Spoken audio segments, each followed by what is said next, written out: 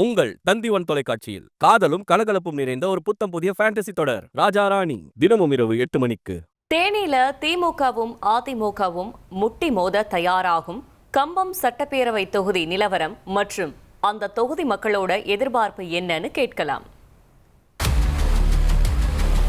மக்களே, உங்க தொகுதி பத்தி கொஞ்சம் தெரிஞ்சுக்கோங்க.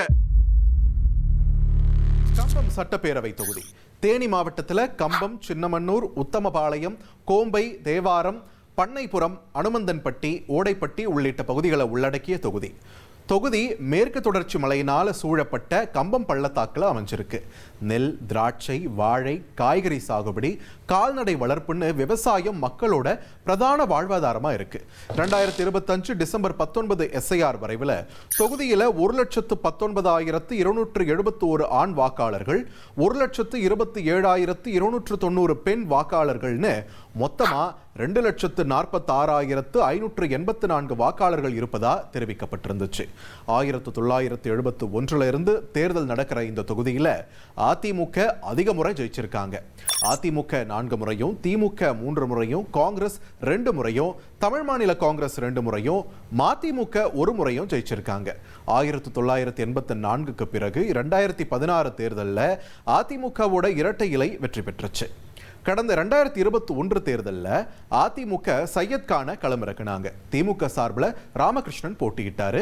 தேர்தல் முடிவில் 1,04,800 வாக்குகளை பெற்ற ராமகிருஷ்ணன் வெற்றி பெற்றார். 62,387 வாக்குகளை வாங்கின சையத் கான் 42,413 வாக்குகள் வித்தியாசத்தில் தோத்து போனார். இப்போ 2021 கை நழுவி போன தொகுதியை கைப்பற்ற அதிமுக தொகுதியில தீவிரம் காட்டுறாங்க. மறுபுறம் தொகுதியில பலம் காட்டுற திமுக தொகுதியை தக்க வச்சுக்க அதிதீவிரம் காட்ட கம்பம் தொகுதியில யார் யார் களமிறங்க போறாங்கன்ற எதிர்பார்ப்பு அதிகரிச்சிருக்கு. தேர்தல் நெருங்குற வேளையில தங்களோட எதிர்பார்ப்புகள் என்னன்னு கம்பம் தொகுதி மக்கள் என்ன சொல்றாங்கன்னு கேட்கலாம்.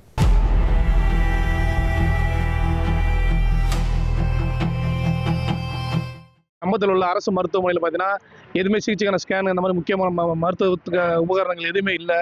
சின்ன சின்ன ஃபர்ஸ்ட் எய்ட் மட்டும் தான் போடுறாங்க. இப்போ அண்டை மாநிலமான கேரளாவில் ஏதாவது ஒரு விபத்து நடந்துச்சுனா கூட இங்கே தான் தமிழ்நாடு கம்பம் தொகுதி கொண்டு வராங்க.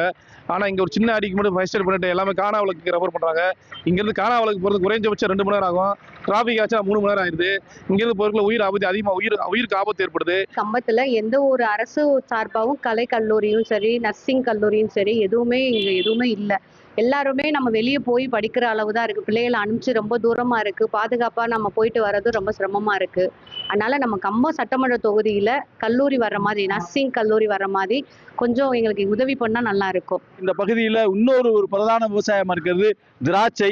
இங்கே கருப்பு திராட்சை இந்த பகுதியில் பெருமளவில் விவசாயம் செய்யப்படுது.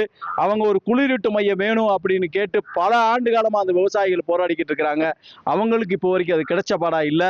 இதுக்கு அப்பாற்பட்டு வாழை விவசாயம், இந்த வாழை விவசாயம் இங்கே இந்த நெல் எப்படியோ கரும்பு எப்படியோ அதே போல வாழையும் ஒரு பிரதான விவசாயமா இருக்கு. இந்த வாழை விவசாயிகளுக்கு முழுமையான மானியங்கள் கொடுக்கப்படலை. இந்த மாவட்டத்திற்கு ஒதுக்கப்பட்ட அரசு மருத்துவக் கல்லூரி ஆகட்டும், அரசு பொறியியல் கல்லூரி ஆகட்டும், சட்டக்கல்லூரி ஆகட்டும், பல்வேறு அரசு கல்லூரிகள் எல்லாமே தேனி மாநகரை சுற்றியே நிறுவப்பட்டிருக்கு.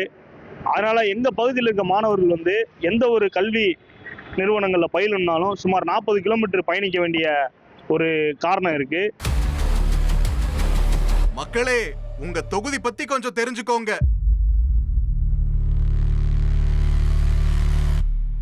உங்கள் தந்திவன் தொலைக்காட்சியில் காதலும் கலகலப்பும் நிறைந்த ஒரு புத்தம் புதிய ஃபேண்டசி தொடர் ராஜா ராணி தினமும் இரவு 8 மணிக்கு.